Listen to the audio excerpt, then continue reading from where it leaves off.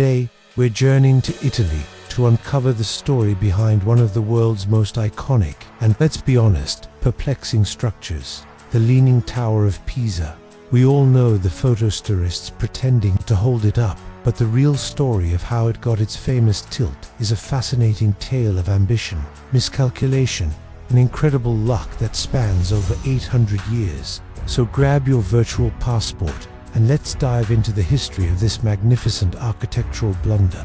Our story begins in the 12th century, in the city of Pisa, a powerful maritime republic rivaling Genoa and Venice. To showcase its wealth and military might, Pisa embarked on a massive construction project in the heart of the city, the Piazza dei Miracoli, or Square of Miracles. This grand complex was to include a cathedral, a baptistery, a cemetery, and, of course, a magnificent bell tower, or campanile. Construction on the tower began in August 1173. The plan was for a beautiful 8-story white marble bell tower standing perfectly straight. For the first few years, everything seemed to be going according to plan. Workers laid the foundation and started building upwards, but just 5 years later, after completing only the first 3 stories, the construction suddenly halted. The tower had begun to sink. Why? The architects had made a critical mistake. The foundation, a mere 3 meters deep, was built on soft, unstable subsoil, a dense mix of clay, sand, and shells. The ground simply couldn't support the immense weight of the marble structure. As one side started to sink deeper into the soft ground, the tower began its signature lean. This initial tilt was only slight, but it was enough to spook the builders. Imagine their panic. They had barely started, and their grand project was already failing. With construction paused, the unfinished tower sat there for almost a century. This long break, however, turned out to be a blessing in disguise. The pause allowed the underlying soil to compress and settle. Had they continued building immediately, the tower would have almost certainly collapsed under its own weight. It was a happy accident that saved it from total ruin. Fast forward to 1272, with Pisa's power still strong, a new generation decided it was time to finish the job. A new architect, Giovanni di Simone, took over. He was fully aware of the tilting problem and came up with what he thought was a clever solution. To compensate for the lean, he would make the new stories on one side taller than on the other. So, as they built the 4th, 5th, 6th, and 7th floors, the masons were instructed to add a little extra height to the sinking side, trying to curve the tower back towards a vertical orientation. This engineering trick is why the tower isn't just leaning, it's also slightly curved, like a banana. But Simone's plan had an unintended consequence. The extra weight of the new floors caused the tower to sink even further, and the tilt actually got worse, not better. Realizing his efforts were making the problem more severe, construction was halted once again in 1284. This time after the Battle of Meloria, where Pisa was defeated by Genoa. The half-finished, banana-shaped tower was left to its fate. It wasn't until the latter half of the 14th century, around 1372, that the tower was finally completed with the addition of the belfry, the 8th and final story, which housed the 7 bells. The architect for this final stage, Tommaso di Andrea Pisano, also tried to correct the lean. He designed the bell chamber to be angled against the direction of the tilt. So, you have a tower that leans, is curved, and has a belfry on top that tries to straighten things out. It's an architectural mess, but a beautiful one at that.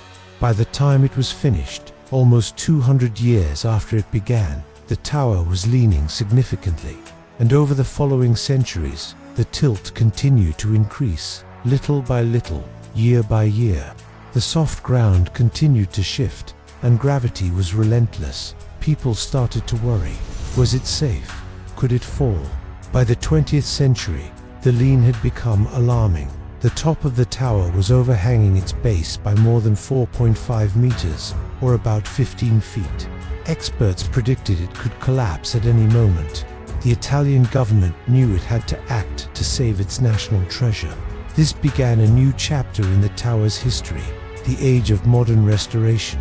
Throughout the 20th century, numerous stabilization attempts were made. Concrete was injected into the foundation, but this only made the problem worse by unevenly distributing the weight. The situation was getting critical. In 1990, the Tower of Pisa was closed to the public for the first time in its 800-year history. The risk of collapse was just too high. An international committee of engineers, mathematicians, and historians was assembled to come up with a definitive solution. Their goal wasn't to straighten the tower completely, that would erase its identity, but to reduce the tilt enough to make it stable for future generations, while preserving its famous lean. The team came up with an ingenious and delicate solution. Instead of adding support, they decided to remove it very carefully.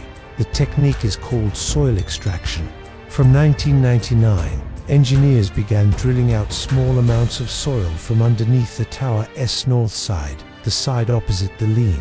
The idea was to encourage the tower to settle back into the space created, gently rotating it upright by a small, controlled amount. It was like letting a tiny bit of air out of a tire to make a car lean the other way. They used a complex system of steel cables wrapped around the third story and anchored to the ground to act as a safety harness, just in case anything went wrong. Over 2 years, they removed about 38 cubic meters of soil, and it worked. The tower, slowly, almost imperceptibly, leaned back. The tilt was reduced by about 45 centimeters, returning it to the lean it had back in the early 1800s. It might not sound like much, but it was enough to stabilize the structure. In December 2001, after 11 years of restoration work and at a cost of millions, the Leaning Tower of Pisa was finally reopened to the public. Engineers declared it safe for at least another 300 years.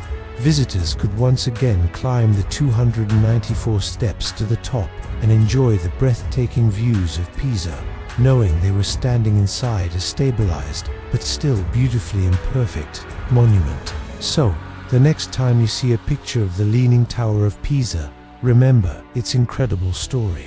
It's a monument not just to architectural beauty, but to human error, resilience, and ingenuity. A project plagued by problems from the start, saved by a century-long pause, made worse by attempts to fix it, and finally rescued by modern science. It stands today as a powerful symbol that sometimes our greatest mistakes can become our most beloved and enduring legacies. It's a perfect imperfection. What do you think? Have you ever visited the Leaning Tower of Pisa? Let me know your thoughts and experiences in the comments below. I'd love to hear from you.